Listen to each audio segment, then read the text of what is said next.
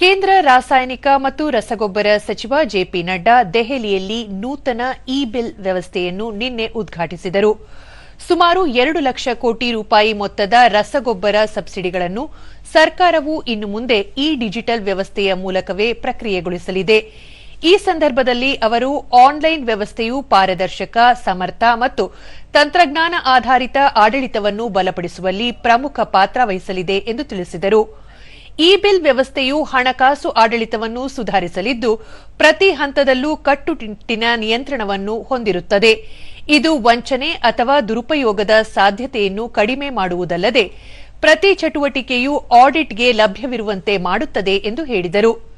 ಹಸ್ತಚಾಲಿತ ಮತ್ತು ಕಾಗದ ಆಧಾರಿತ ಪ್ರಕ್ರಿಯೆಯಿಂದ ಸಂಪೂರ್ಣ ಡಿಜಿಟಲ್ ಕೆಲಸದ ಈ ವ್ಯವಸ್ಥೆಯು ಬದಲಾವಣೆಯನ್ನು ತಂದಿದೆ.